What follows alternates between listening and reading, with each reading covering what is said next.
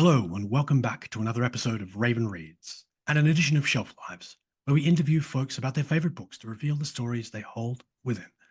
I'm your host, Raven, ready to guide you through another literary adventure. I am incredibly grateful and incredibly honored to be joined today by someone who has had perhaps one of the most unique stories that I think can be told. He's a friend of mine. I'm very grateful to have him on today's show. His name is Rich. Rich, thank you so much for being here. Thank you, Raven. Good to be here. You are so welcome. So we ask the same questions of everyone on Shelf Lives, and I think your answers are going to be very unique and very interesting, and I'm looking forward to hearing them. The first question is a softball one, so we'll start with that. What are you currently reading? I'm reading a book called Ball Lightning, and it's by an author whose name I'm absolutely going to butcher because I don't speak Mandarin. Okay. But his name, I believe, is it Liu Qi Shen? Okay. He's a science fiction author, and he came up during the Cultural Revolution in China. Oh, And yeah, he's put out a few books, and they've been translated to English recently. wonderful. Yeah, there's a really popular trilogy that's making waves here in the States now, and I'm reading one of his earlier works. Okay. Did he write The Three-Body Problem? Is that who I'm thinking of? Yes, exactly. Yep. So I'm reading something that came out before that. Wow. It's interesting. I've been into it for the past few days, and I don't know if it's his writing style because this is my first taste of it. Maybe I should have gone with the one that had a bit more recognition. Yeah. It's very, I don't know how to explain it other than saying, so far I'm halfway through the book, and it almost opened with the climax.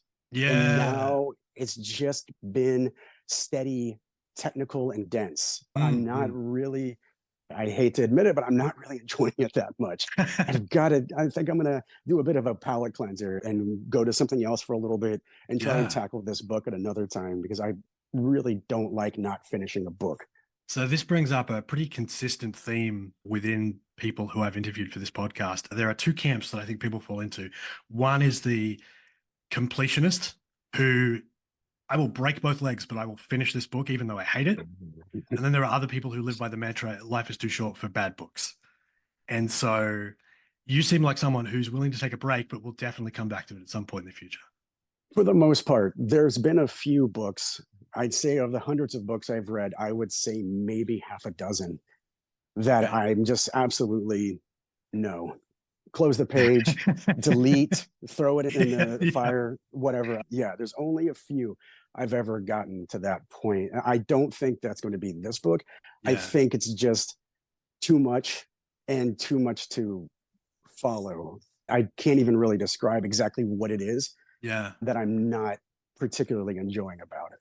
I definitely felt, and it sounds like from what you're saying, that it's one of those situations where you got your dessert first and now you're having to slog through your vegetables. If that's an analogy that I can use, you got all the good stuff in the beginning and now you're having to go through.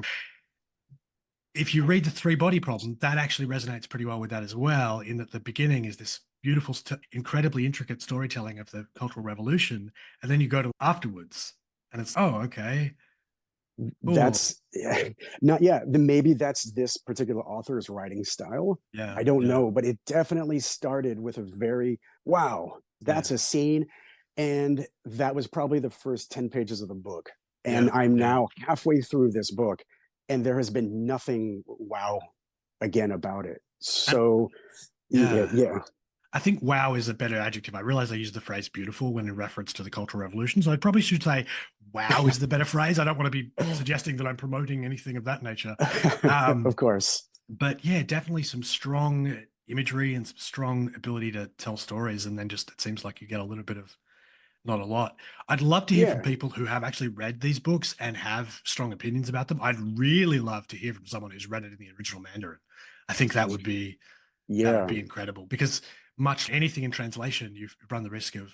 And it's interesting that you say that. One of my best friends, he lives in Canada now, and he immigrated there as a child from Taiwan. Okay.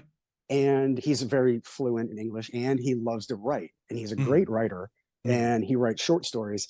And we were talking once about the difference in the two languages, and he says, I can't remember which exactly, I can't remember if he knows Cantonese or Chinese or Mandarin, But what he basically said was he loves English because there's 1,000 ways to describe the same thing.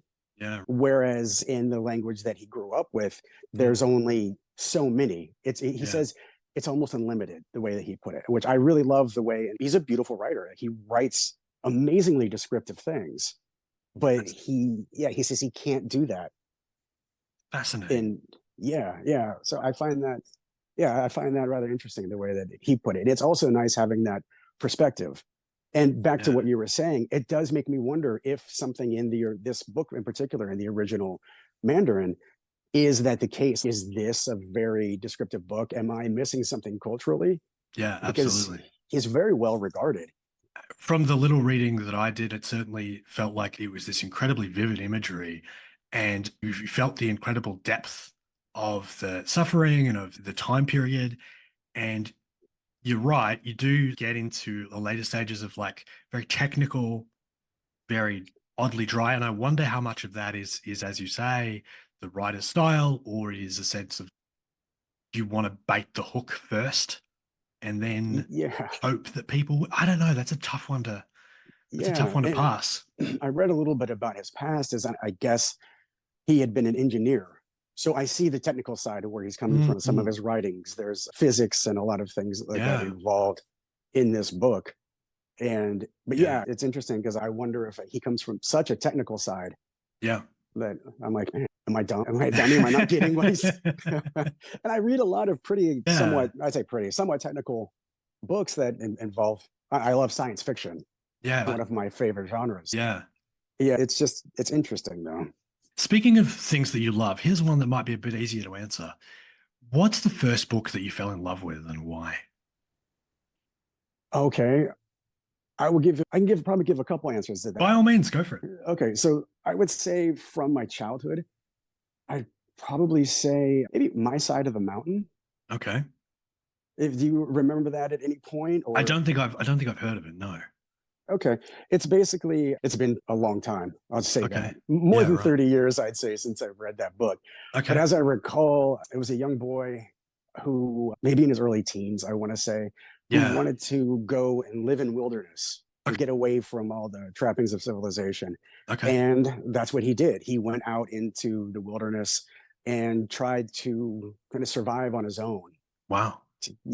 And it's interesting, obviously, the perils of living on your own and things like that, especially so young.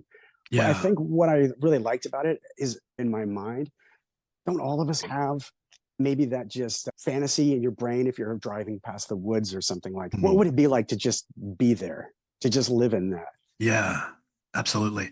I have this constant, and I totally agree with you, I have this constant fantasy of just escaping to the woods and never returning and communing with nature and having bears as pets and all this kind of nonsense. But I do definitely feel that. So that's definitely something that I think a lot of us can resonate with. So it gave you a sense of, it sounds like it's really hard, but it also gave you that familiarity with that desire to escape the hustle and bustle of everyday life. Yeah, and the kind of, not out of any sort of angst, but the runaway mentality of adolescence. You want to just get away from it, and you imagine life out there without your parents telling you what to do or having to do homework and all that. But then we wouldn't have podcasts. So indeed, indeed, it always reminds me of that scene in Home Alone where Macaulay Culkin realizes his parents are gone and he goes crazy for 20 minutes. Yes, I just feel like you'd be like that for the first 20 minutes of being in the wilderness, and then you realize, it's getting dark and I have to eat and water and all that stuff. Yeah, water is a big one. Yeah, what do you do? I would love some nice clean water. I gotta, I don't know, lick a leaf or something. I don't know. I just then I spent a lot of my childhood on a farm, a cattle farm in Fredericksburg, Virginia. Yeah, and there's a lot of really dirty water. Yes, there's a lot of dirty water. So fresh water, just that would be the first survival thing. Is just on your own. It's fresh water. And any survival story you read, plane crash or loss of civilization, what's the first thing? Is always water. Yeah. It's that, what's that, a 3, 3, and 3 rule? 3 days without water, 3 seconds without oxygen or something? Yeah, 3 minutes. Is it 3 minutes without 3 minutes oxygen? without oxygen? That makes sense. And then 3 days without water. Yeah, and then I think it's like 3 weeks, 3 weeks without food. Yeah. I've claimed in the past that I didn't want to make this podcast a Douglas Adams or Terry Pratchett promotional podcast, because that's just the way that these podcasts have fallen so far. And now it seems like I don't want to make this a survivalist podcast. So please, if you don't take survival tips from our literature podcasts, Oh, please, I think it is those three, but double check it. yeah. And especially not me. No, like, yeah, I have some survival ability we can get into at some point, but yeah, Yeah, nature, maybe absolutely. not so much. Maybe not the wilderness. Yeah, Oh not my so goodness. much. I've got forests directly outside the apartment, and I love going out there in nature. But I acutely realize that my skills are not suited to surviving Walden Pond style or whatever. Yeah, I live right next to a large wooded, like a forest park Yeah. here. And yeah, you walk outside my house and right behind me is probably about 1,300 acres. And I'm like, you Wow. know what? I'll just stay here. I've got a nice big deck. I don't need to go out there and have a copperhead bite my ankle. Exactly. Yeah. I'm okay. Yeah. I love how we've transitioned from, we as kids wanted this really amazing wilderness experience. And now we're like, no, I'll stay on the deck. It's fine. Oh yeah, no, yeah, exactly. I like my recliner. I'm older now. I don't need to run away. Air conditioning. Who decided that was a good idea? Yeah, it's great. Yeah, it's great. Did you have another book that had influenced you as a child, or that you love, or? I would say as I got older, I started, read the ones I think a lot of children read, and especially I was a child in the 80s. Yeah. So that was a popular one. Hatchet was another popular one, which also had a survival instinct. A young teen was in a plane crash and has to survive, and basically all he has is a hatchet. Yeah. And then as I got a little bit older, into kind of my early to mid-teens, I got into, and really, when I think back about what I loved at the time, books I had that I've aged into differently, was some of the fantasy world type Dragonlance. Okay. Oh, those Dragonlance books were really, I don't know if you've ever read anything like that, but they had a really interesting kind of cast of characters, and they had a lot of books and then satellite books that came out from those. So that in-universe type books. And then as I got older, I would say in my adult years, books like William Gibson's Sprawl Trilogy, Neuromancer, Count Zero, Mona Lisa Overdrive. Wow. That has to be, those are those three are in my top 10. And do they have sort of unified themes, or are they things that you can look back on and say, okay, when I was a child, I really appreciated the wilderness or escapism or something like that, and now it's fantasy because that's a higher version of escape? Or is it all just your sort of taste for books changed and as you grew up? Yeah, I think it's just the taste for books changed. I've tried to go back and just to see what I thought of the Dragonlance now as an adult. And much like I said, I enjoyed it as a teenager, and that's exactly what it comes across to now to me. I'm like, okay, this is a book for teenager, young adult, if you will, whatever the term would be. It's to me now, and not to be, my nose in the air, and I'm not so high-minded that I won't read some drivel, but it's just, it seems childish at this point. You can see it for what it is. Perhaps it's catered to a particular moment in time, and that moment has passed. Yep. Yeah, exactly. It's like a Vanilla Ice song. In 1991, that song hit. Now it's so silly. For everyone who was born after 1991, Vanilla, no. If anybody doesn't know the cultural icon of Vanilla Ice, then I cannot help you. I love how sprawling this podcast interview segments have become from I had a random 80s cover the other day and all sorts of stuff. But Vanilla Ice, for those who don't know, just a quick primer, like a cringier Eminem, perhaps. That's about great hair. Tremendous hair, genuinely. And if you haven't heard Ice Baby, it is the quintessential 80s white hip hop song, I think.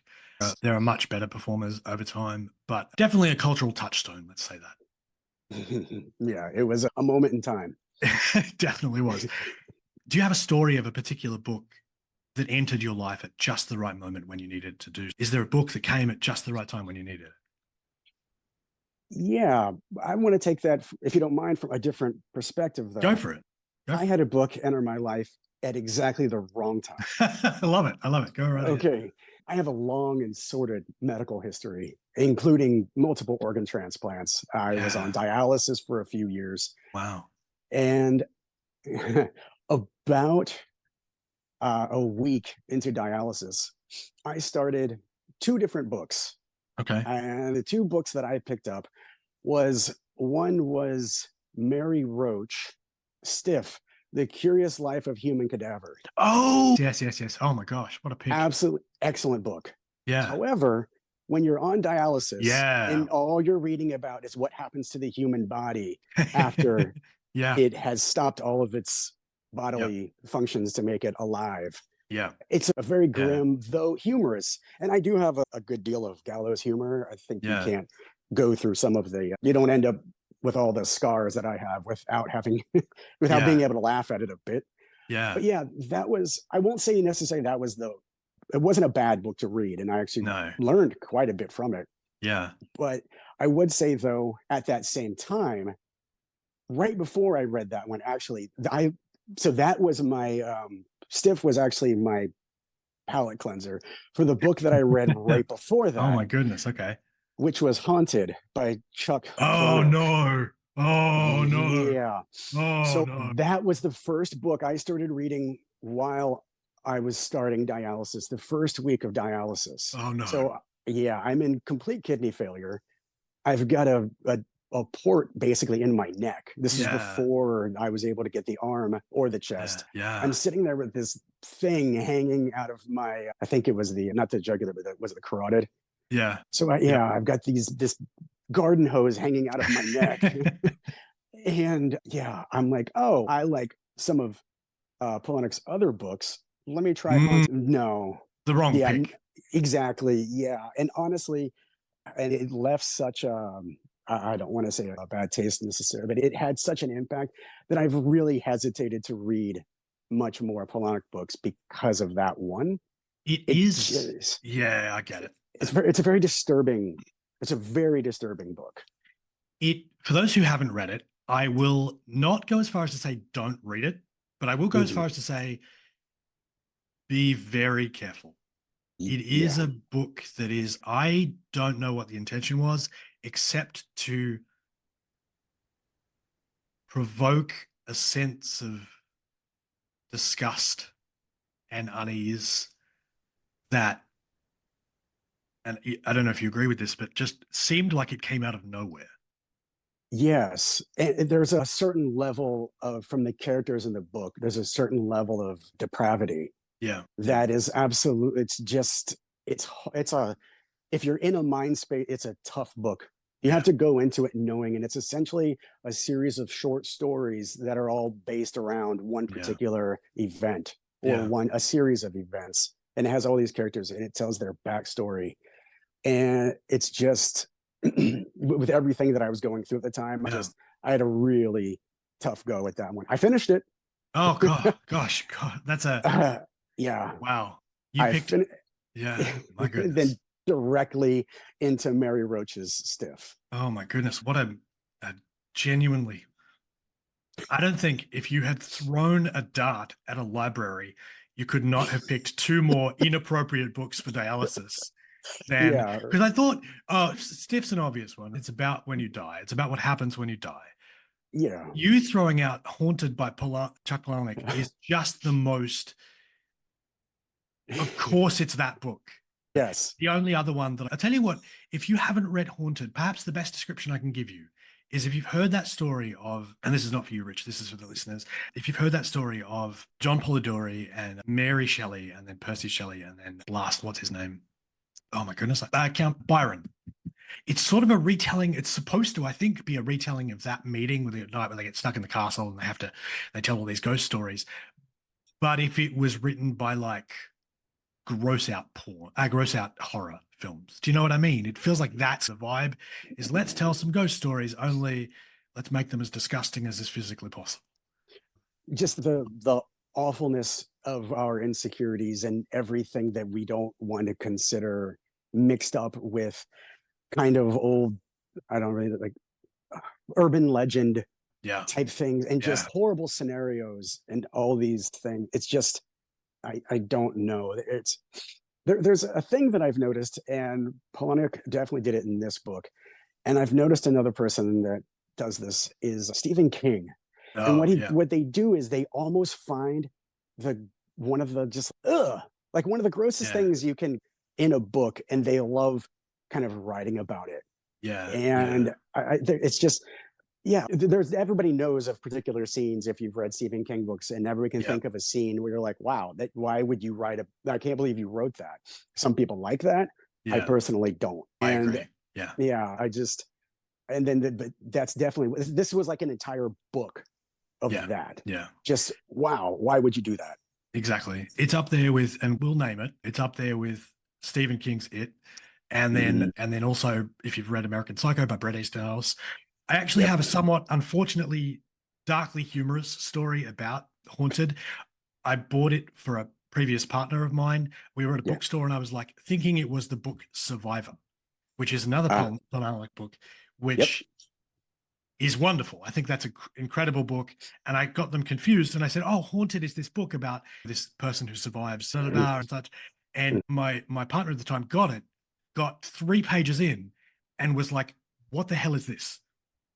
And I was What like, "Oh, it's that one. I'm so sorry. I meant it to be." I thought So you cared about me. yeah, Why exactly. Exactly. Why would you do this to me? Absolutely. Is there, and the second question I had for you about this was yeah. while you were reading Stiff and dialysis, and for those who don't know, dialysis is you just sit there for a period of time while procedures are happening around you. So you've got a lot of time to read. Is that how that works? Yes. Yeah, it's about 3 times a week. I'll say in my case, it changes depending on the patient's need, but for me, it was 3 hours a week. I'm sorry, 3 days a week, Yeah. roughly 4 hours ago.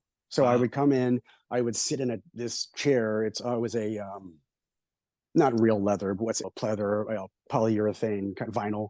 Yeah, And you right. sit in this, basically, it's like a vinyl recliner, and it's very cold. It's one of the things that stands out the most about dialysis. I have a bit of an aversion to cold now because of it. I Yeah, just right. don't like being cold. I understand. So you sit there in this recliner, and they cycle the blood out of a portion of blood out of your body, and it goes through this dialysis machine, and it does essentially the job of your kidney, Yeah. which removes phosphorus, potassium, calcium, so minerals Yeah. in your blood. So it gets all of those out and keeps them in your body at an appropriate level, and removes excess fluid from your blood, because when you don't make your kidneys don't work, you don't Yeah. make urine, which gets rid of those things. Yeah. So it's a part-time So job essentially where you sit there and I guess get to read books. yeah, My question yeah. about that, while going through that process was, did a nurse come in, ever see you reading stiff and just go, "Are you okay?" No, no, because so I had in audio format. So Oh, yeah, yeah. So I had this little device. It looks not unlike an old school Nokia phone. And it was small like that. And it had some numbers on the front and some buttons and things. So okay. I would sit and I would download books onto that on a little mini SD drive. And I would Wow. stick that in the thing. It's called a Plex Talk reader. And Okay. I would read, yeah, I would listen to audiobooks I had a Wow. pair of headphones, little earbuds stuck in my Nice. ears. And I would just sit and listen to, yeah, I would go through, I mean, you got to figure it's 12 hours a week Yeah. doing just that. Yeah. Then and when you're on dialysis, you don't have a ton of energy left afterwards. I can So I imagine. listened to a lot of audiobooks in that 2 year period. Wow. 2 years. My goodness. Yeah, That's incredible. it was a fun time. Are there any books as completely opposite to the disturbingness of the last couple of books you've mentioned? Are there any books that you have read more than once? And if so, what keeps you coming back to them? I've read quite a few books. I have more than once, and I have we'd mentioned palate cleanser. I'd said that a couple of times now Yeah. concerning books. I've got a couple books that I read when I just feel good fantasy. Neverwhere by Neil Gaiman Okay. is one of them. I absolutely love that book. And in the audio version, you Hmm. get to hear Neil Gaiman's beautiful voice reading the book. That Oh guy could just wow. he could just put you to sleep. Like he's got a great audio, How a great book lucky for, yeah, how lucky he is to have both those things. yeah. He's just got just the perfect audiobook Mhm. narrating voice. So that's one of them. I've read that, I say half a dozen times.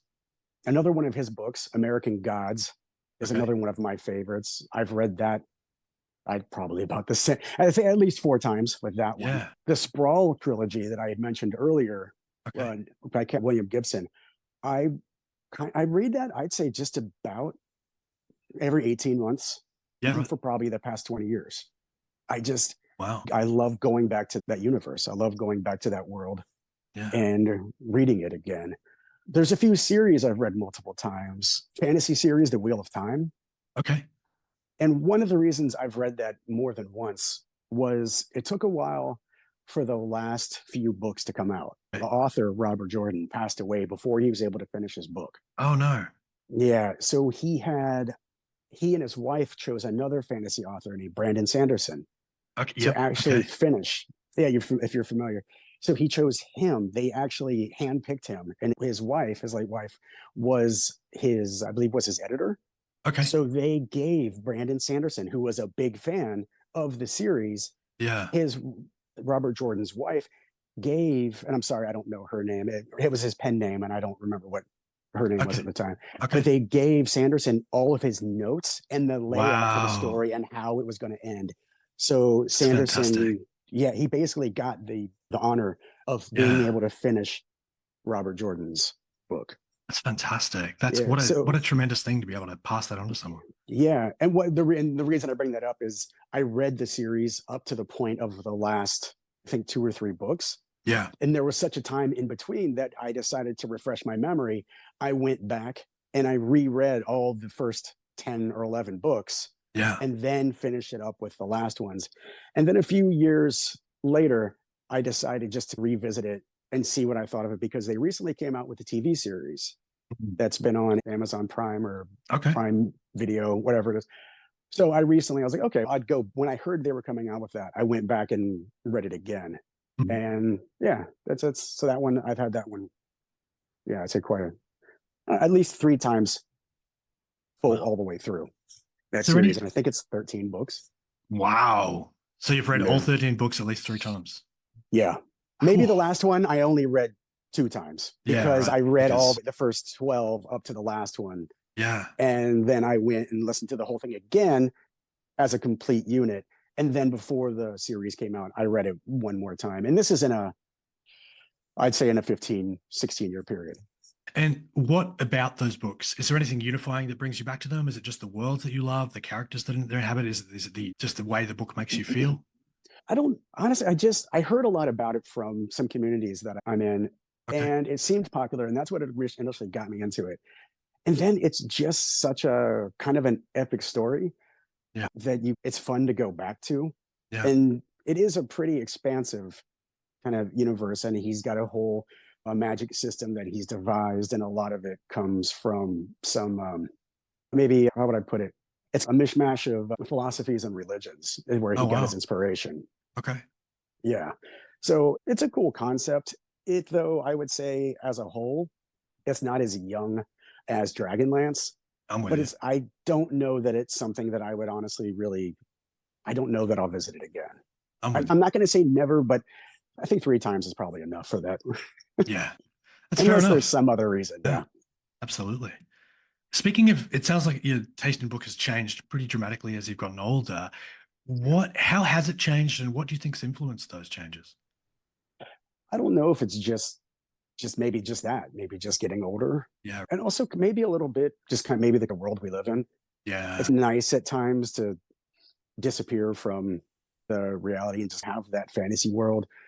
And Yeah. you also, in a book, you get to picture things a little bit more in your own head than just having it. Even though I do listen to a lot of audiobooks, then they are, I don't want to say they're fed to you, but the words are fed to you, but you still get to, you Yeah. have the imagery in your own head. You Yep. fill in the blanks. Yeah. And I think for that reason, it can at times be a bit more fun than just television or a movie or something like that, where you're literally given every aspect Yeah. of that sort of media. It's all there in front of you. You get the sound of everything, the sound editing, the explosions and the booms and the car chases. You get all those things. But if certain books, you get to have those in your head. Yeah. And with the books as I've gotten older, that I like more, I don't know. I think they just, yeah, I guess it just tastes kind of change. Yeah. And that's something that I think people experience, and I think we all go through. There are certain books that I read when I was a child, and some of them give me great comfort, and others of them I look at and go, yeah, that was a publishing company decided 13 to 15 as their males as their target demographic. Go Yeah, team. like I like Brussels sprouts now. Yeah. You know, I've developed a taste for mushrooms. I completely get that. I'm with you. Yeah. I still don't like lima beans. They can burn in hell, but Right. I like Brussels sprouts. And I didn't as a kid. And Can it's can I examine why you have such a deep hatred of lima beans for a second? Is it just is it just a textural thing, or is it yeah, it's just like eating soft chalk that has no good flavor. There's nothing Understood. about a lima bean that I like. I don't think there's any way you can prepare a lima bean. To me, that tastes good. I used to not like peas when I was a kid. Now I can eat peas depending on how Nice. They're they're prepared. served. Yeah, right. Yeah. But I just maybe when I was a kid, the lima beans were always, my parents had a lot of canned vegetables. I see. I don't eat much canned anything now. I So see. lima beans, they're poo. I don't like them. Okay, so that one listener from the Lima Bean Council, Rich's beliefs about the lima beans do not represent those of Raven Reads or the podcast or myself. Yes. In case they're inquiring about advertising revenue for the Lima Bean Council of America, is that a thing? I wonder. I don't know. I don't know, but I will own my disdain for lima beans. Lima beans can go away forever. I'm sorry for all of the lima bean fans. I'm sorry, but I will not apologize. Oh, I always like to pull out a small, like out of context drop for each of these interviews, and 100% I'm sorry for all the Lima Bean fans is 100% no question. Wonderful. I love it. Moving away from legumes that you hate, do you have a favorite spot, or is a ritual for reading somewhere where you go to read, or is it just wherever you can find time with your audiobooks, or do you have a spot where you like to sit and listen to them? No, I actually walk around a lot. Yeah. I'll get into, like we've mentioned multiple times, audiobooks. I listen to audiobooks because I'm blind. Okay. Now, big reveal. Yeah. But so what's the thing about that is I wasn't always. So in context, I lost my sight when I was 23 as a complication from diabetes. Oh, no. And I was a pretty heavy reader before. I read a lot of books, not as much as now, because there's a couple reasons. One, it's a committed act. Sitting down to read a book in print, or however somebody prefers, whatever their medium is, if that is Kindle, but visually, a sighted person visually has to read a book by looking at a page or a tablet or however.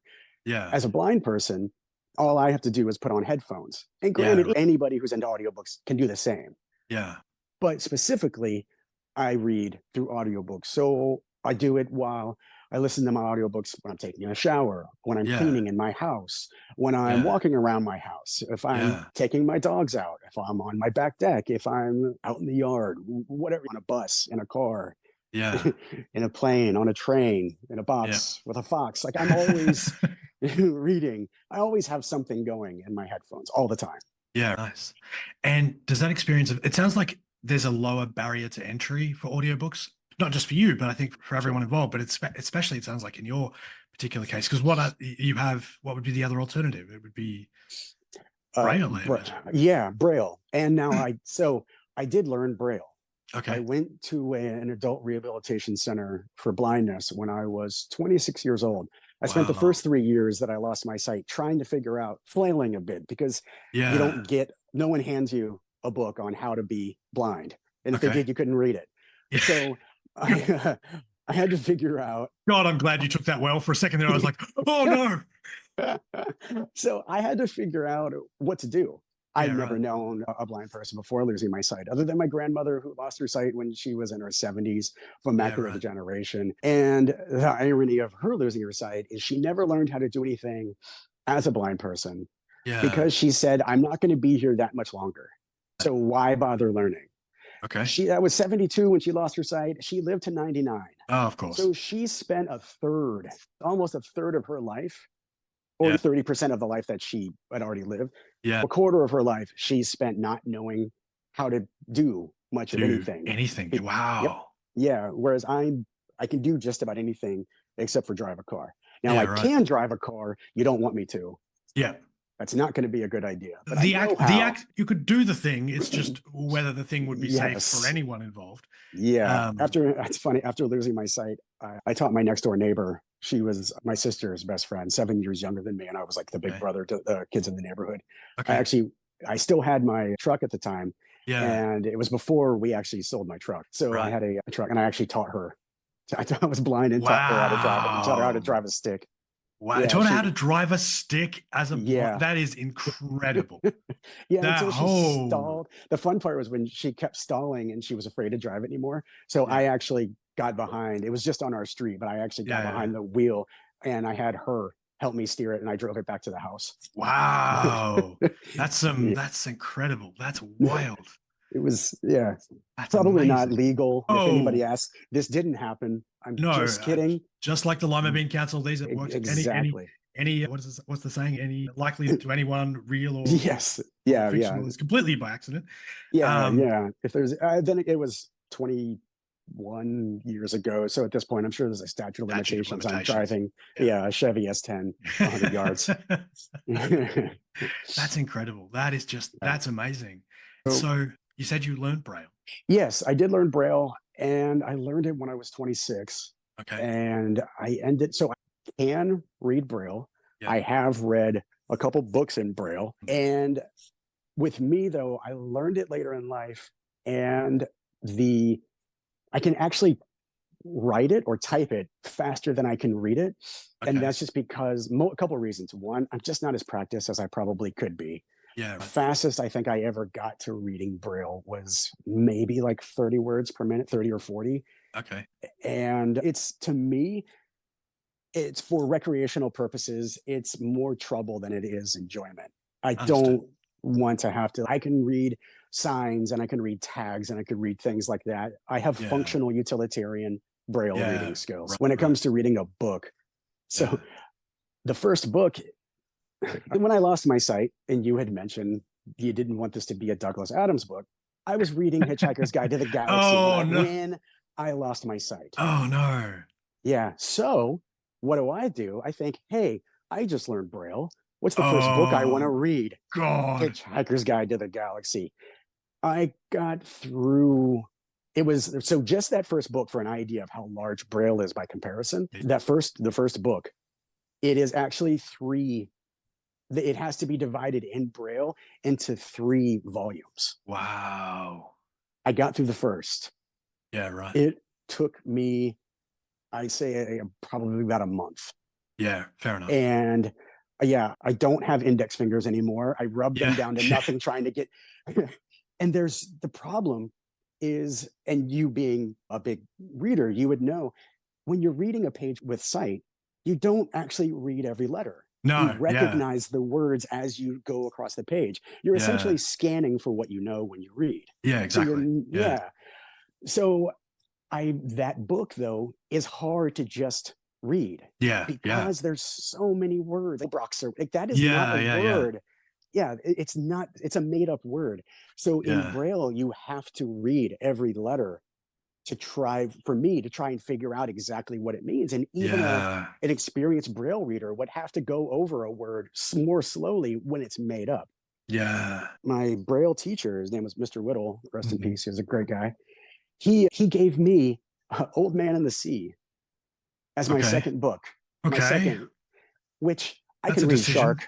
I can read Shark so fast because everything that he writes is a lot more stripped down. Yeah. And some people love that about him. Some people criticize that. I know that at the time he got it's what his critics would bring up, that he's a simple writer. Yeah. But when reading something like that, it's a lot more accessible for that same reason. Yeah, absolutely. And so that was the first full book. So I finished the first volume of Hitchhiker's Guide and then I kind of gave it up. I was like, all right, this is just, killing me. But and I finished Old Man in the Sea, I'd say in about a week. Okay. And it wasn't nonstop. It was a couple hours a day. Yeah. Yeah. But again, it's so much easier to recognize the word man, the word shark. And there's shorthand Braille. So even shark, the word itself, is only actually 3 Braille symbols. Wow. Yeah, it's SH is one symbol, AR, and then K. Oh. So that's, it's got that kind of syllabic chunking where you have one symbol is either a syllable or is a 2 words, 2 letters put together.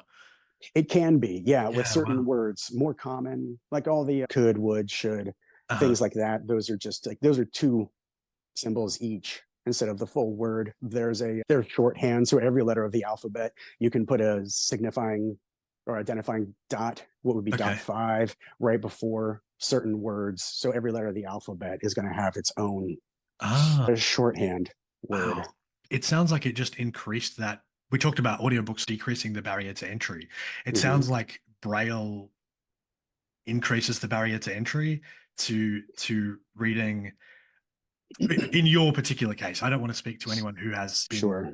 because what's going through my head right now as a sort of pretend biologist is that there's this concept in neuroscience called critical periods, and Mhm. one of them is for language. And we say that if a certain period of time has gone by and a child has not learned to speak or to understand a language, you can learn a second language as an adult, but it is significantly more difficult to learn Yes. that language after the age of 12 than it Yeah. is. And so I wonder, just as a scientist, what differences would be from someone who has been blind from birth and learned Braille, or maybe even learned Braille as a young child. You Yeah. know? So what's interesting is, as I've heard, I haven't done any kind of other looking into this. Is what I was told when I learned it. That Yeah. essentially somebody learning Braille as an adult would read at roughly the same speed as somebody learning to read print as an adult. So let's Yeah. say Raven Right. was illiterate, Yeah. Yeah. and then Yeah. you learned to read when you were like me, 26, Yeah. Yeah. you would read at roughly the same The speed. same But the speed. more Yeah. you practice, the faster you get.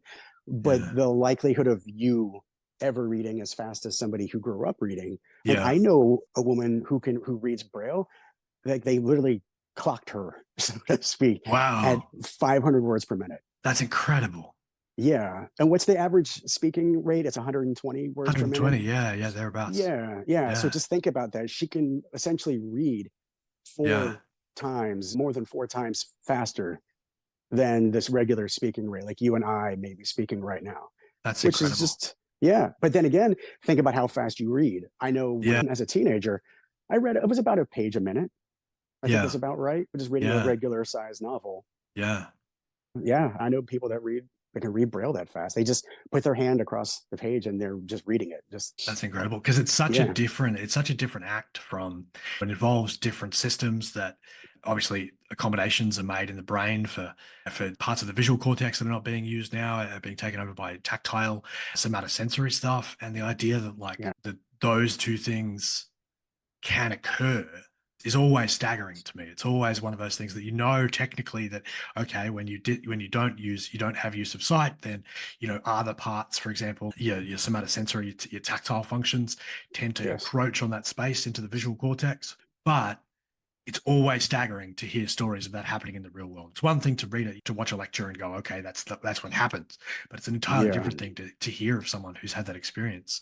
And I think I yeah, thank you so much for sharing that.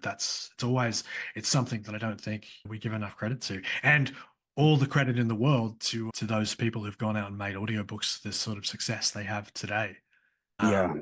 Because when you were 26, were audiobooks, what options did you have? Were they Cassette, cassette? mostly, yes, yeah. Oh my See, God. cassette and CD.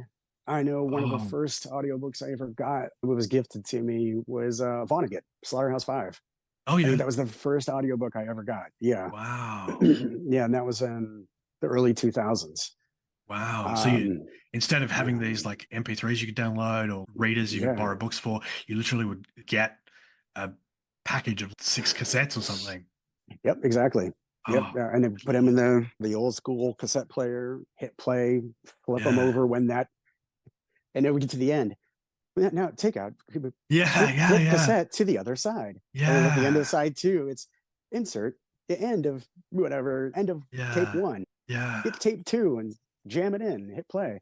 And so Yeah, it's just what kind of experience was that transition? And I imagine it was probably a slow one, but when audiobooks became, and I say audiobooks in the sort of fashion we know them now yeah, as Audible or services similar, and I certainly know there are services out there for non-sighted folks. sure. Is there what was that transition like when the barrier to entry was lowered even further to where you had a device where you could listen to stuff and it was less of carrying around a Discman or an old Sony Walkman or something. What Yeah, was that experience like? I had an old school boom box. and I just carry it on my shoulder, and I was going to break dance in front of my They- audiobook. So there's a program with the National Library Service called Bard, okay. and I can't Bard. What is it? I think it's Braille and Audio Reader Database or something like. I probably should know that, but essentially, any blind individual is given essentially a free pass to tens of thousands of books. Wow. A lot of them are read by volunteers. If they're popular books that are out in more demand, sometimes we get the commercial audio books, the ones that are actually really high quality. Yeah. So it's basically, I can go into this app that's on my phone now. Let me back up. When I first was given access to that, you had basically the tape player. They would send you cassettes. I didn't really get into them then because it's just having to order them through this thing. And this was before I didn't even get my first computer until 2004. Wow. Okay. So I didn't even have, like, when I lost my sight, it was 2002. I didn't really know anything I didn't really have a computer, and they weren't, everybody had them back then. With high-speed internet, like, social media wasn't a thing. The internet was big, but it wasn't what it is now. It's just anybody who wasn't around back then or who wasn't as keyed in, it just wasn't what it is now. Yeah. I understand everything now has, you can, like, a website will have, everything has I say a website, I meant to say a commercial will have a website on it. Everything has a website, where back then people would still always say http://www World Wide Web, which is funny because you ever notice World Wide Web has less syllables than www? Yeah. I don't know why I was listening to something recently and someone said, or it can be called W3. And I was like, I've never heard someone call it W3, but cool. What you're shortening it by also lengthen. I don't know. Yeah, it's crazy. But yeah, so the state gave me access to this thing. I didn't use it as much when it was in a hard format, like a cassette or CD or whatever it was. But then when they made it available for download. So I could download the things, and I told you I had a Plex Talk, and that was the little reader that I used.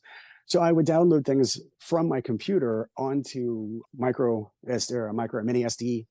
And then I would transfer that into my Plex Talk, and I would access it on there as a little file menu.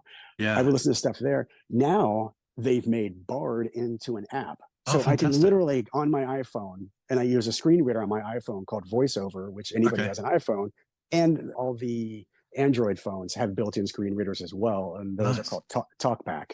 Okay. But yeah, so I can turn on the screen reader VoiceOver on my phone, and I can actually just touch the screen and do whatever I need to do. Wow. But yeah, join a meeting like this, make phone calls, send text messages, check Facebook, and get angry. So yeah, I can do pretty much anything that anybody else on it can do on their phone. That's phenomenal. It seems like having that sort of, we talk about reducing barriers to entry so much, and the idea of making it easier and easier to access these services and these books. I will say though, having had some pretty interesting experiences with volunteer narrators, I think sometimes those can make or break the experience. Sometimes they're amazing, and we don't certainly want it to make it difficult, but just the idea that, for example, a service like Audible, which has professional grade narrators and Scott Brick's narrating everything, making God knows what he makes for everything that he does. And then you get used to sighted folks have access to that service. And then the idea that you're stuck with, we get whoever's around. Yeah, they do have some, I believe, semi-professional narrators at times. I'm not going to name drop any narrator. Thank you if you're a volunteer for what you do. But there is this one guy who I have not read books because I've seen he was the narrator. Yeah, I just cannot.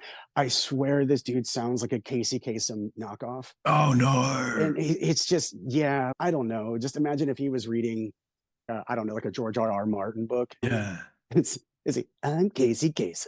Yeah. It's just, that's how this guy reads. Yeah. And Joffrey walks into the room. Stop it. Stop it. Yeah. And just the idea that I just can't go back to the idea that we have these options that are available to sighted folks, and we have the ability to get these services, and the fact that, as I say, you have to play. And look, credit where credit is due. Sometimes people on Audible and places like that will narrate their own audiobooks to their own detriment sometimes, but that is few and far between, I think, with a lot of cases. And the idea that it can certainly turn you off if the narrator is not a particularly good one, and it, I imagine, is only made worse by the fact perhaps that is the only copy of that book that has been transcribed, whereas with a lot of the popular books now, you can get 2 or 3 versions of. You can get Harry Potter narrated by just about anybody, I feel like, these days. So, Probably, yeah. Questionable as that those titles are now, I don't want to delve into that. But sure, and let's say George R.R. Martin. Yeah, or even Stephen King. He in his dark, he had a. I never had the professional version of the Dark Tower series, and I'm not going to get into that one because I have my reasons.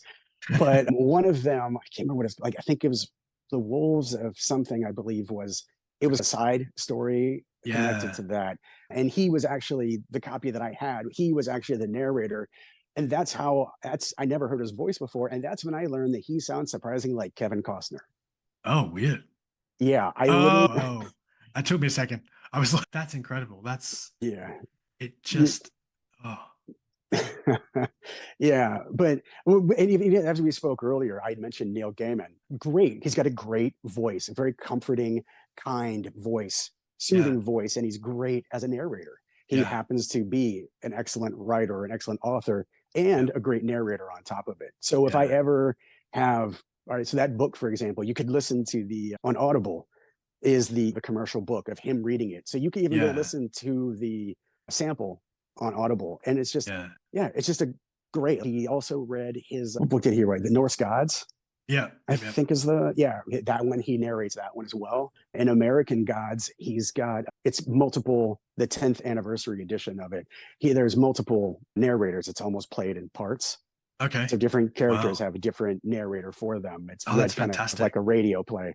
Yeah, and he does a particular part in it. It's flashback scenes in the book. Wow. And he's their narrator for that. But yeah, so like you said, it can make or break. But yeah, there's definitely some narrators where I just can't. Yeah. There's a few, and I feel somewhat limited by that because it's already a limiting thing. Like I only have so many formats in which I can enjoy a book. Yeah. And and if the narrator is questionable, then it makes it I'm kind of cut off from it. I can't go pick up the print version. Yeah, exactly. Or struggle through the Braille version, which is probably take you a year to. Yeah, I get it. Yeah.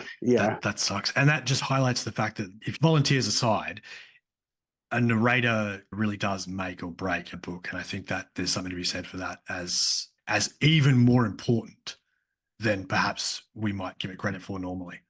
Yeah. Absolutely. Yeah. I've also found narrators. It's funny listening to a narrator do a book, read a book, excuse me. And then I've found, okay, here's an example. Dune. Yeah. Okay. If you ever read Dune?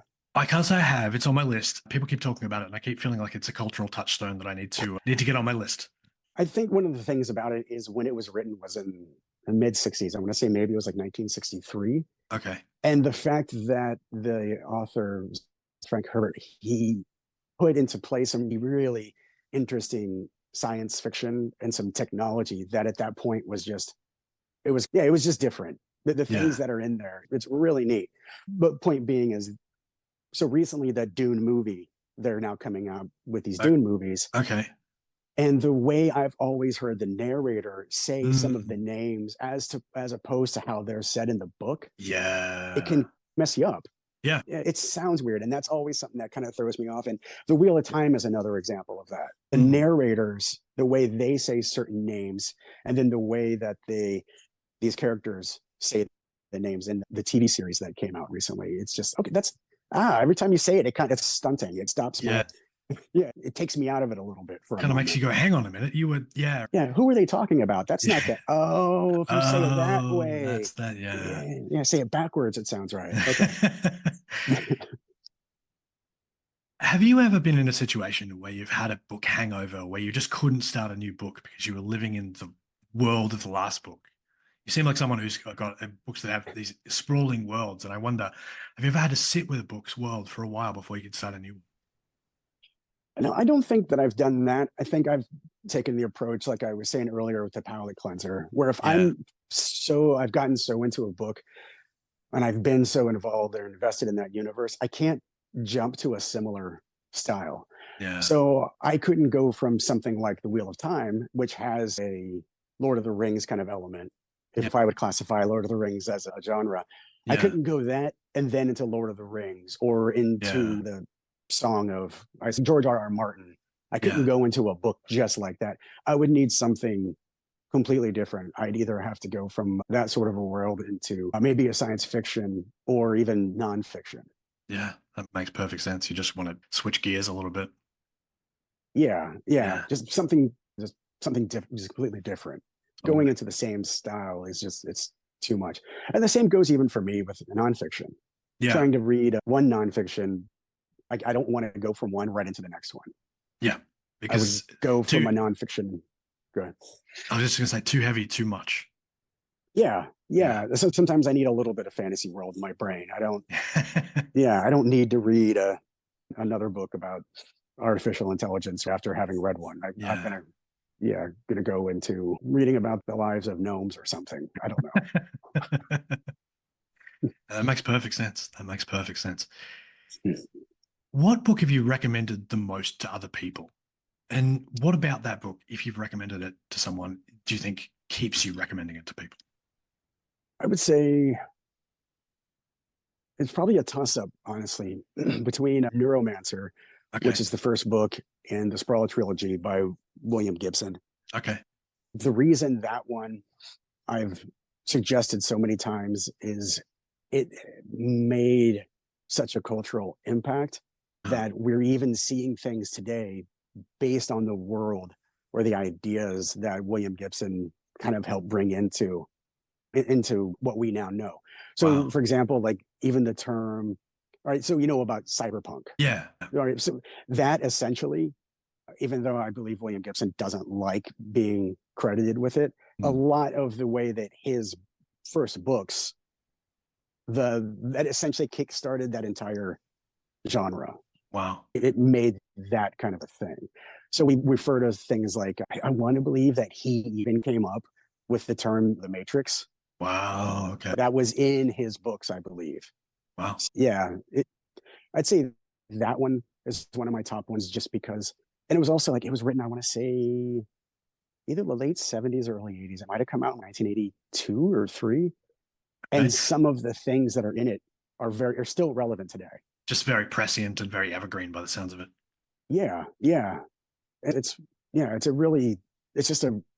just amazing the way the thing that he came up with. Yeah. I absolutely love it. Yeah. Fantastic.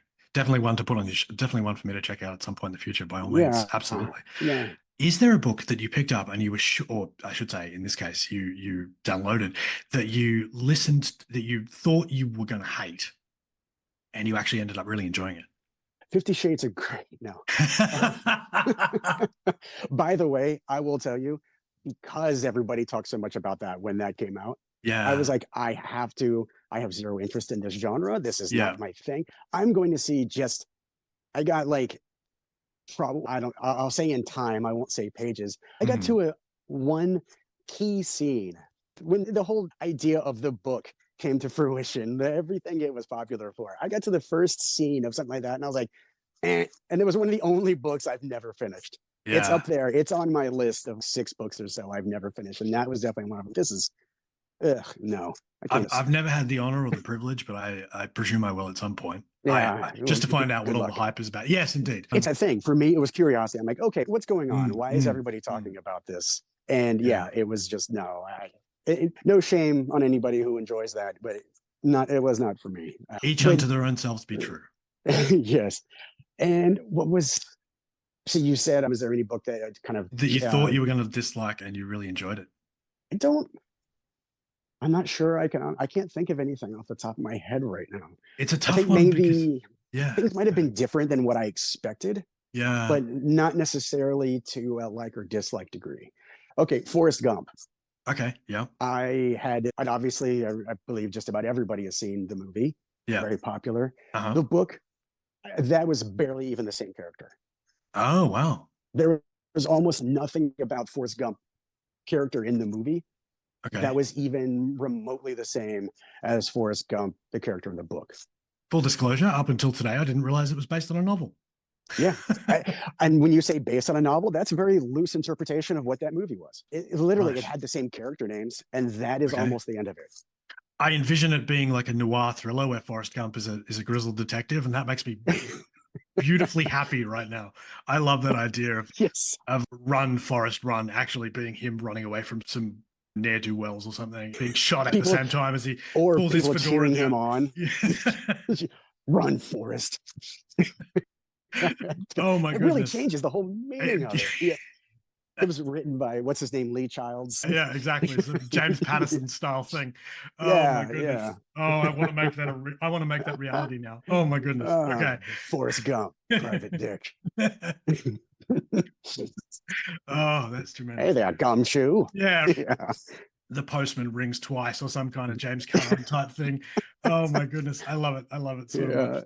This is wonderful. I'm just going to sit with that idea for a minute. So it sounds, and I guess the other part of it too is that when you're downloading audiobooks and you get the opportunity to read, it's not as if you're walking into a bookstore and going, "Ooh, cover looks nice," that kind of thing, which I think potentially in some ways leads people maybe down further that path. It's the question presumes that you're going to make a pretty bad decision in the first place, or you're reading a book under duress. Someone has said to you, "Hey, listen to, I don't know, as you just said, 50 Shades of Grey," and you're like, "I have to."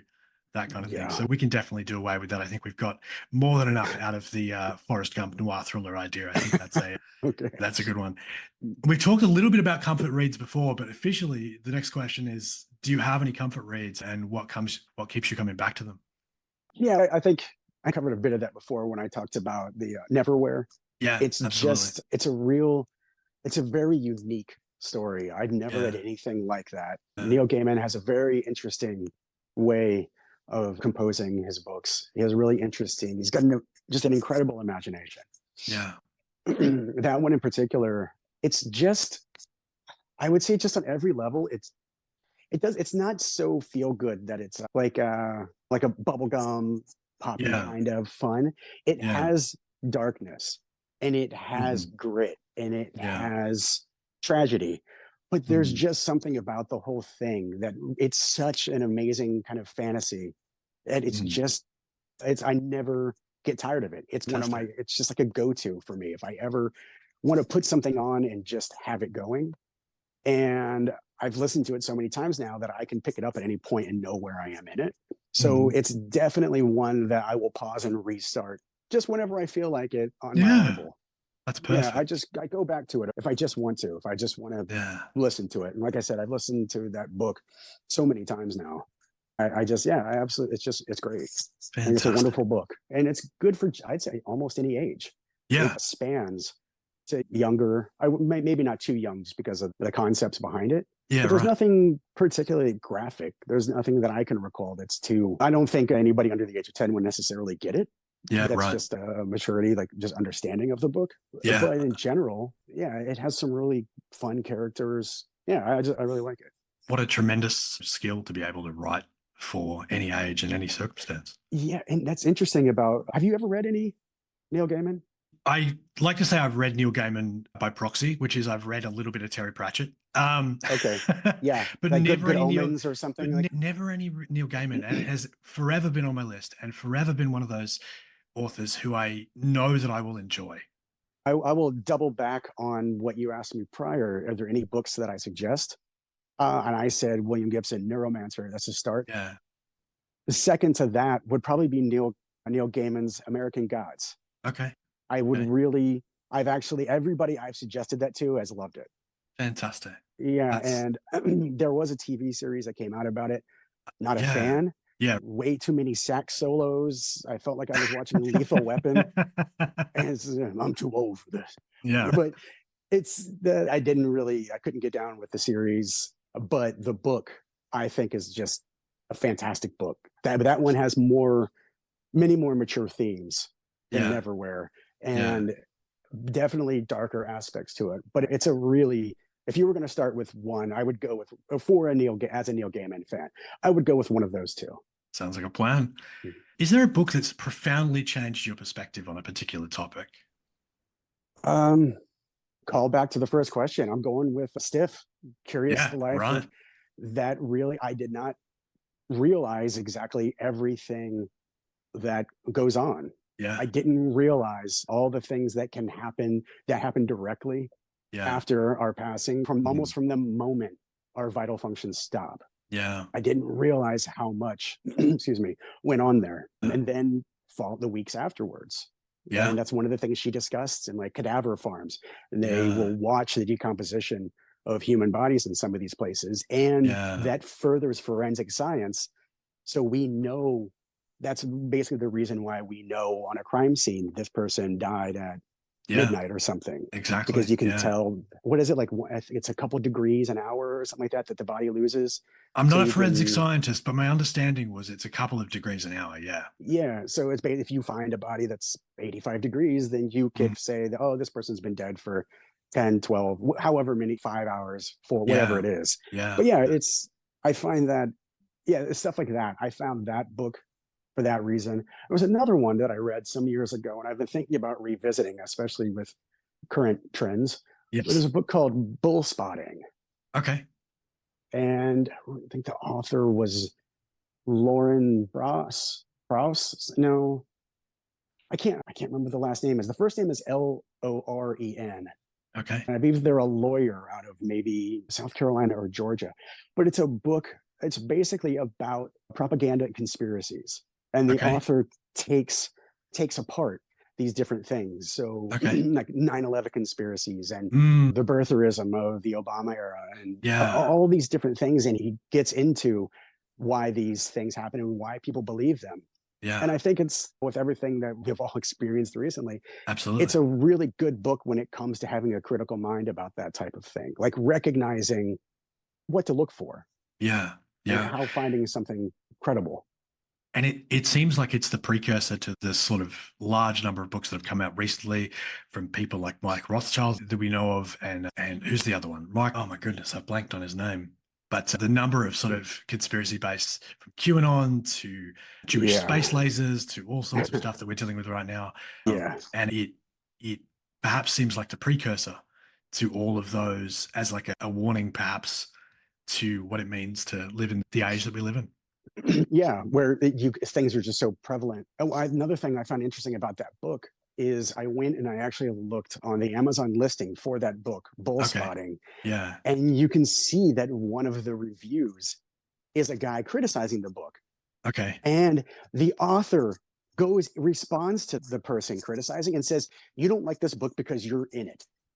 And he the reviewer was one of the topics of the book. Yeah. And he gets called out by the author because he was a conspiracy theorist. He went and reviewed the book and said the book was crap. Wow. Wow. That's a hell of a thing to come on a person's book website and be like, hey, this book is terrible, says main antagonist of book. Yes, exactly. That's wild. The next series of questions, some of them are directly not related to you, so I'm going to skip them, one of which includes the covers of books, so I'm going to leave that out. Okay. And the one that I might be able to suggest is with audiobooks. Do you go by, I don't know if the systems that you use, if you use Audible, I know it's got a recommendation system, but do you go by recommendations by people, or do you tend to go by your own sort of instinct or reviews on the internet? How do you tend to choose your next novel? Let's just say for this Bard app. Yeah. On that, there's multiple ways. You can look by author, which I will sometimes do if I hear about an author. So maybe from a friend, or like online in a group, somebody might mention an author. Oftentimes I will go, let's say there's an author that I already like. I will go and seek out as much of their stuff as I can. Yeah. I really like their stuff. I can also, on that particular site, it says there's different sections for recently added books. And most popular books. And apparently in the blind community, they really like Patterson, but I think it's because he puts out roughly 85 books a month. So that might have something to do with, everybody's, oh no, ChatGPT will ruin books. And then just look at Patterson. He's been writing books. Yeah, he puts out, it's like he just wakes up, like, I'm going to write a book today. Yes. And there's another book out. Yeah. Just mad libs his way through books. I love it. Seriously, yeah. I think he is a ChatGPT. We figured it out. He just that's what I'm gonna name my ChatGPT that. James Patterson. Yeah. James Patterson. Write me a story. Yeah, write me a story about my Puggle in Cyberpunk. And the books will also, so I can look at the author or the title of the book, and then I can check the annotation. So I get a Ah, brief okay. description. Yeah. Nice. So yeah, that's how I've definitely found some online groups. I have a Word document on my computer Yeah. where if I see like an online group, for example, I will look through someone and sometimes say, hey, give me some book suggestions. Yeah, And right. then I will go and copy down as many that look remotely interesting to me, and I'll put them on and I check them off as I read them. That makes perfect sense. Everyone has a way of tracking their own books, from Goodreads to Google Spreadsheet to Google Sheets to, as you said, Yeah. Word documents and stuff. That's awesome. It sounds like you've got a pretty self-contained system for recommendations, which must be pretty helpful because, as you say, if you're going through books, if books are on all the time, it Mm-hmm. must be that you go through quite a few books that a year. I do. Sometimes I will take, I'll take a bit of a break. I think the Okay. longest I've gone is probably a month and not read a book just because maybe I got caught up in some other things. I Yeah. found a particular podcast series that I enjoy, or I might binge something like that. Yeah. Recently, TV shows and movies have been coming out with a lot more audio descriptions. Oh, fantastic. Yeah, and there was a lot of, so when I was sighted, I didn't watch TV really. I was always Yeah. outside. I was a Yeah. very outdoors, always Yeah. outside, always doing things, Mm. socializing, hanging out with people, just doing stuff. There's so many TV shows and movies I've never seen from that, from my teen years and through the Yeah. 80s and 90s. Yeah. There's Right. so many I didn't see. And now a lot of those are coming out with audio description. So one Okay. example of that, The Godfather. Never saw that. Yeah. Okay. Everybody always talked, oh, whatever, one of the greatest movies ever written. Never saw it. So Right. about a year ago, I go on one of my websites that I have access to all these movies in Mm. MP3 format. And Mm. then there's a narrator in the down parts of the scene. Oh, He'll that's so say, cool. yeah, whatever. Michael walks into the room, stuff like that. He looks at Sonny with anger in his face. So it Yeah. says stuff like that. So I've gone back now and I have a huge list on that as well. So I Nice. alternate. Maybe sometimes late at night, I'll sit at my computer and just have that playing. I also Yeah. have an app on my phone that can access folders on my computer so I could watch Okay. a movie through my phone. And a Nice. lot of the apps like Hulu and Netflix and Disney and all these TV apps, not like how we all unplug or cut the cable and then spend even more money for every single service that's out Totally. there. Totally. Yeah. That was the real But scam. Everybody cut the cord. You'll save money. Oh, wait, it's gone up yeah, 150%. yeah. Look, my cable bill was $80 a month, so I'm going to spend $200 a month on every streaming service to save money. Yes. Oh my But goodness.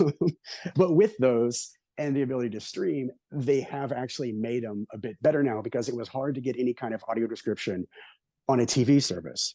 Yeah. Whereas now, a lot of these individual ones. So, for example, all the Marvel movies and Star Okay. Wars movies are on Disney Plus. Every Yeah. single one of them has audio descriptions. Fantastic. So I turn it on. It's in the audio settings where you would check to change the language or turn on closed captioning.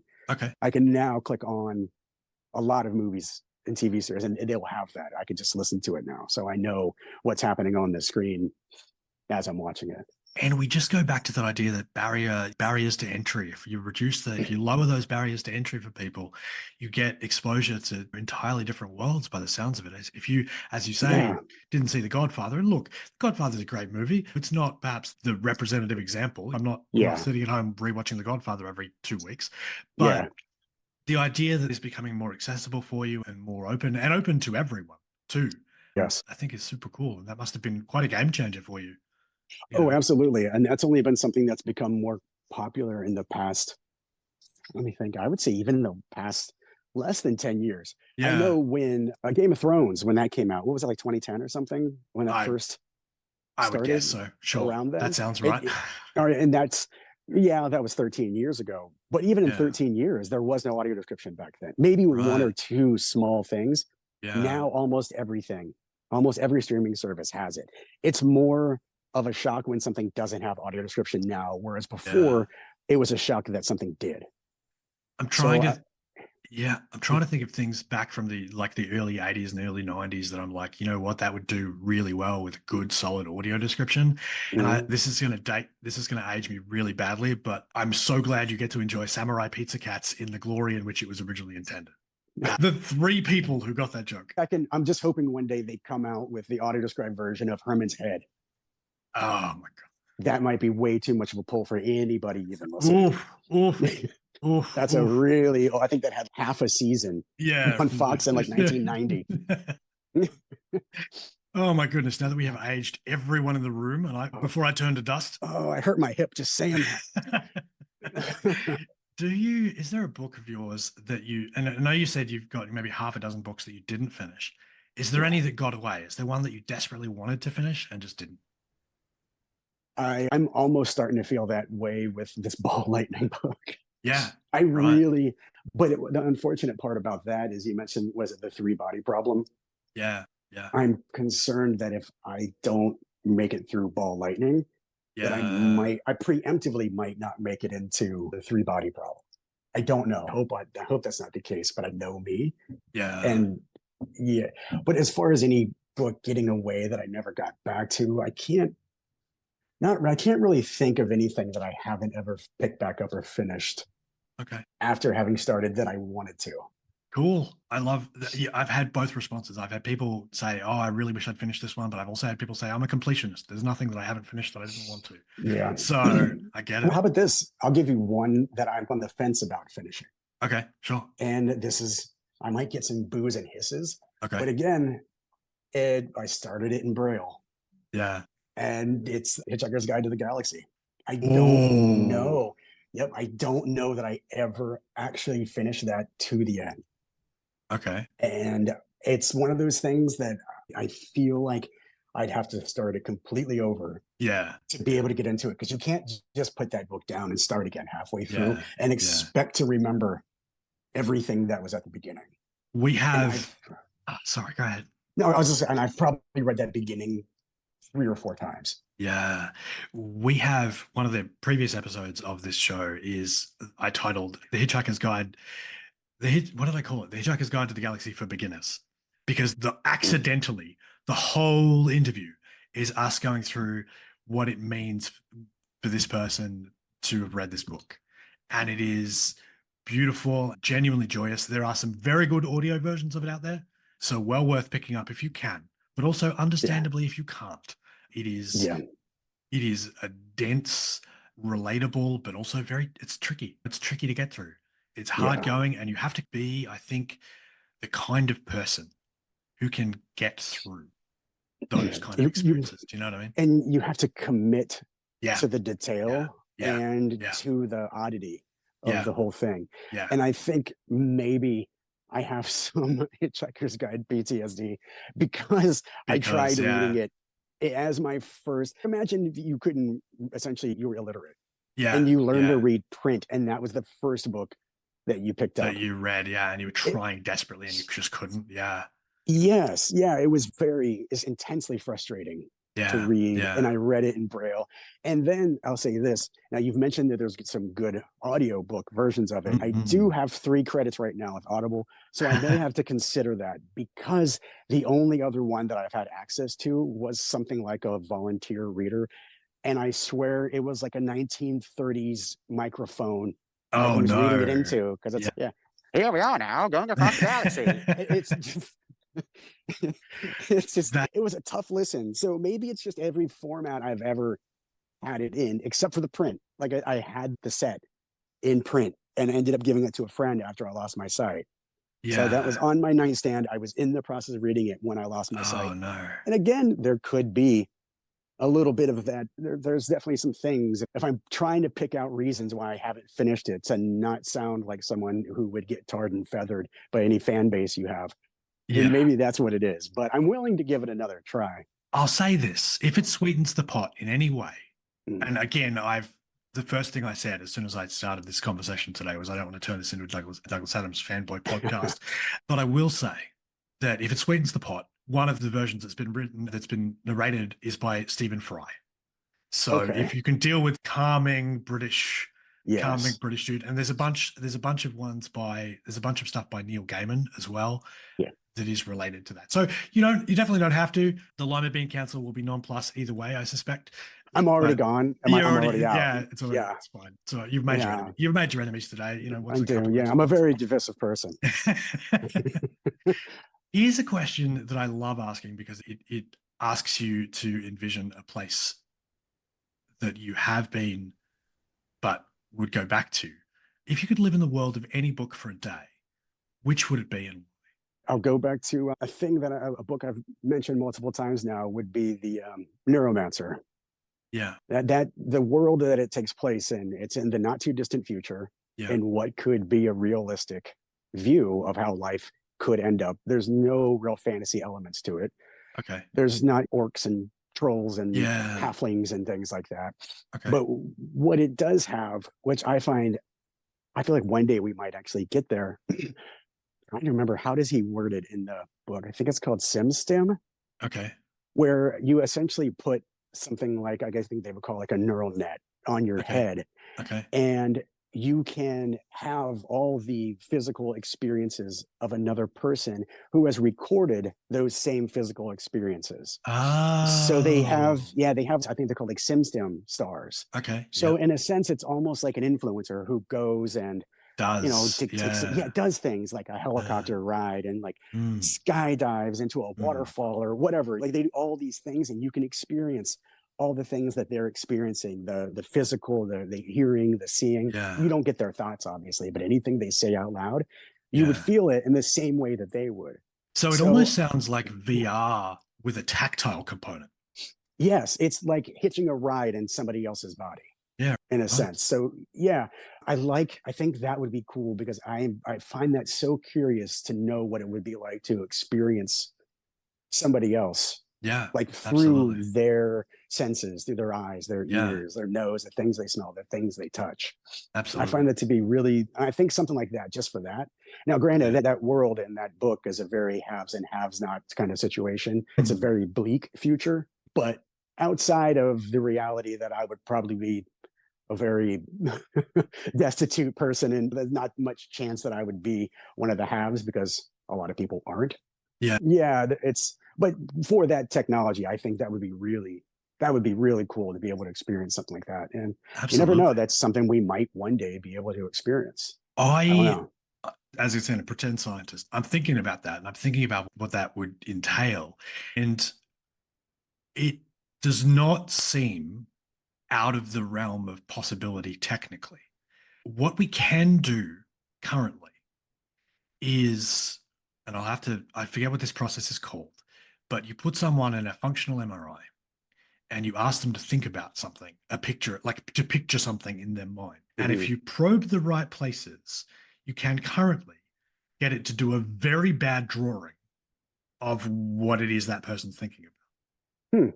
So it's certainly not to the level that you would experience now. And certainly tactile components are, you would, I would imagine, to be able to stimulate those tactile, those physical experiences. So for example, when you touch something, those receptors are being activated by the act of touching itself. So Mhm. those receptors are physically being moved or touched. And that is what it is that is activating those receptors to then send the nervous to the signal to your brain. And so one imagines that you could probably, and I'm just guessing, Yeah. probably stimulate those same places in the brain and you would get a similar experience. Now, Yeah. again, I don't claim to be a leading neuroscientist or anything like that, but I think Yet. indeed, my thimble full of knowledge tells me that perhaps that is not so far-fetched. That's what I'll say. Yeah, and just what's that whole the thing about science? Our science is somebody's magic or something. Indeed. Yeah, so to us right now in 2007, whatever year this is, who knows in 50 years? Like a Yeah. year ago, AI was barely a thing. True. Now True. it's And now it's James Patterson. exactly, yes. It just wrote another James Patterson, but while we were talking. While we were talking and wrote it. Yeah, I just got an alert from my Amazon devices that another James Patterson book was put out about this podcast. Now that's the along weirdest thing. that's it. Along came the Lima Beans. Yes, yeah, he's very angry about my stance on lima beans. Apparently, he is part of the Lima Bean Coalition. Oh my goodness. Oh, there's a conspiracy theory. All right. Yeah, I know. Hey man, it's just a matter of time. It's going to be out there. 100%. 100%. Yeah, And yeah. we broke it first. Don't let anybody tell you otherwise. Nope. Is there and this is something that I can help you with if need be, but is there a particularly memorable passage from a book that has stuck with you over time? Do you have a passage from a book that you can think of that is. And if you need me to look it up, and if you normally what I get people to do is I get people to read that passage. But if you'd like me to read it, I'm happy to do that. Is there one that you can think of that really resonates with you, or one that you know offhand? There is, and I can't remember the full text of it. All right, that's okay. If you like, yeah, you can look it up if you want. I have the gist of it, and it would probably be pretty easy. What is it? Give me the book and the title for start. Yeah, it's Chuck Palahniuk. If you're going to make me look up that scene with the swimming pool, I'm going to be so mad. Oh, so this white thing was floating in front. No. Okay, no. I'm not going back there again. You can't make me. Someone grabs a knife and then they choke to death. Yeah. The book, I believe, was Diary. And look up a quote about happiness. Happiness? I think happiness leaves no scars. Oh, got it. Give me a second. Yeah. I think I've got it. Yeah. Let me see if I can. Let me see if I can. I'll try and find it in context.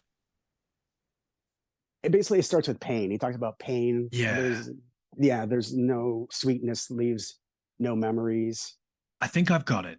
Let me know if this is the full quote. And are you okay if I do it as So, for those who'd like to know, this is from Chuck Palahniuk's book Diary. It's so hard to forget pain, but it's even harder to remember sweetness. We have no scar to show for happiness. We learn so little from peace. Is that it? Yeah. Yep. Oh, I just got chills. I don't give myself chills often, but that is incredible. And it's so true. And a lot of people would look at that or hear that, I would think, and consider that to be a very dark statement. And it is, but there's so much reality to that. Yeah. As somebody who's had 30 operating room procedures, I have scars. Yeah. And they define so much of my memories. Like I wake up and I have pain that exists still from where I've been cut open because it doesn't always, but they're not necessarily, that isn't necessarily literal. The scars, traumas in our life. And so many people, they think about what's wrong before they think about what's right. Yeah. They think about the bad things they're going through before they think about the fact that, hey, you woke up today. Yeah. That's a start. Yeah. Yeah. I've always, I love that. I've got it. Actually, I've had it written down on my computer and I just go back to it quite a bit. I look at that one. It's just, and I think about that and I try to be grateful for what I have and what I still have instead of what I've lost. Yeah, absolutely. And it is such a common cognitive distortion that we think about. It's called the negativity bias. We focus on the negative and we focus on the things that have happened to us that have been negative, but there is such a reservoir of positive experiences that we've had. And I don't dare speak for your situation, especially everything you've been through, but the fact that you can speak to any kind of positivity and any kind of happiness and sweetness is just a testament to your ability to keep going. I think that's incredible. And I think it's also, if I'll say one thing about everything, and at such a young age, I lost my sight when I was 23. My first kidney transplant was when I was 29. My first kidney transplant, keep that in mind. First kidney, I had a pancreas. I had a pancreas transplant when I was 30. Yeah. And then I got a virus from that. And then that virus killed my graft kidney. Oh, geez. And while they were trying to treat me for that virus, my stomach stopped working. Oh, God. So the whole time I was on dialysis, I couldn't eat food really. I was almost put on feeding tube. A feeding tube. I almost said breathing. Yeah, a feeding tube. Yeah. So I was down to 118 pounds and I'm 5 foot 10 inches. Yeah, that's I'm by no means I'm not a big guy, but I'm not. No. Sure, 118 pounds is not. That's not healthy. Me. No. Yeah. No. I was just, I could take my hands and make like a circle between both my hands together from thumb tip to my finger tip, like that circle. Yeah. I could go all the way up my leg.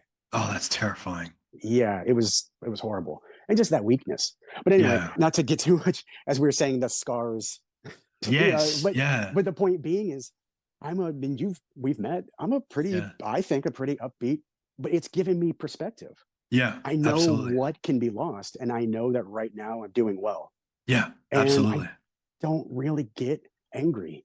Yeah. I don't get angry. Like I see people freaking out and yelling in traffic. And I'm like, will someone cut you off? That's what makes you so angry. Don't Yeah. let them be your reason for being angry. Just they're Yeah. going to go home and they're going to be them. So Yeah. you be you. Yeah, Just don't. exactly. But if you being you is being angry, then I'm sorry. That just seems miserable. That sucks. Yeah, Yeah, absolutely. I don't want to be that way. Sage wisdom for everyone out of probably one of an unexpectedly positive quote, even if it's masked as maybe not one.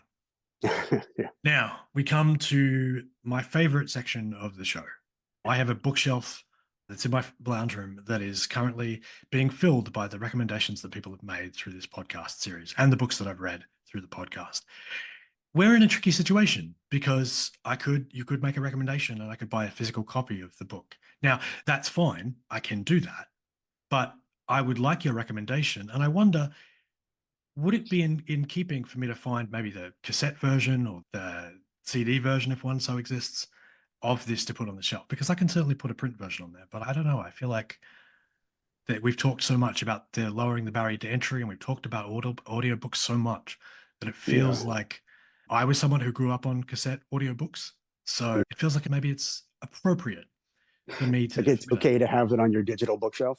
Yeah, exactly. Is that okay with you? I can certainly buy a print copy if you'd like. And what recommendation would you make to me?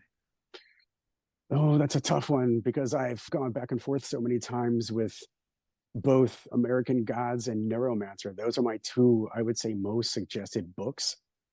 I would say if you like science fiction, Sure. I would go with something like Neuromancer. If you want something that has, I wouldn't even know what genre to say American Gods is. Okay. I'm not sure. It's just probably one of the most interesting, I'd say non-specific kind of genre. I'm not even sure what to call it, honestly. Okay. But I would say that's a really good one. Because I would Fantastic. probably go with American Gods. I'm going to call an audible. I'm going to say that if you have lost a kidney and had it replaced, that you get to call two. That's my new rule for the podcast. How about this? Yeah, I am giving a suggestion for myself and my kidney donor, since they are here with me right now in my abdomen. I have 4 kidneys. They don't take kidneys out when you get a new one. They just stack them in there. Until yep. No, they don't. I've got 4 kidneys and 2 pancreases from my own, and then 1 to 3 other people. So I'm carrying all kinds of extra meat around. One day I'm going to get dug up. Oh my goodness! And if some Indiana Jones of the future finds me, and he's going to be like, "Hey, kid," and he's going to look at all these extra organs in my body and what happened here. Going to be the next step in human evolution is like 17 kidneys. Yeah, this guy can pee so well. All right. So on that note, I will absolutely for the people who have influenced your life and the many kidneys that you have and the great hatred that you had for lima beans, I will take American Gods and then I will take Neuromancer. Sorry, not Neuromancer. Is that what it's called? Yeah, Neuromancer. Neuromancer. By William Gibson. By William Gibson. And I will put them both on my shelf in a form that is appropriate for the discussion. Okay. Rich, thank you so much for an incredibly insightful interview and thank you for sharing everything that is you and everything that is challenging and heroic and just incredible, man. I really appreciate you coming on today. No, it was a lot of fun. Oh, dear. Let me know about the lima bean hate mail. I will definitely follow up and everybody can send it to me. I live in Louisville, Kentucky. Sounds perfect. I hope there's not another guy with my name in Louisville, Kentucky. Oh, that'd be awkward. Whoops. Louisville, heart of the lima bean. Oh my goodness. Oh, that got me. Oh, the chest. Okay. Thank you again. And we'll finish today's episode by saying thank you so much as we gently mark our place and close today's chapter of Shelf Lives. I want to express on behalf of myself and everyone today for Rich being able to share his experiences with his personal story and his literary recommendations as well. Your contributions have definitely added depth and color to our understanding of the power of books and what it means to be able to access books. To our listeners, if today's conversation has inspired you or you have stories of your own to share, I'm definitely eager to hear from you. Connect with us on Facebook, Twitter, and Threads for deeper conversations. Follow us on Raven Reads on Instagram for a glimpse into our world of books. And don't forget to check out our engaging content on TikTok, which may or may not include James Patterson or Lima Beans. Your thoughts, insights, and recommendations are what makes this journey so rewarding. Until we meet again, keep the pages turning and the stories flowing. I'm Raven, reminding you to stay curious, stay connected, and above all, stay heroic. Happy reading, everyone.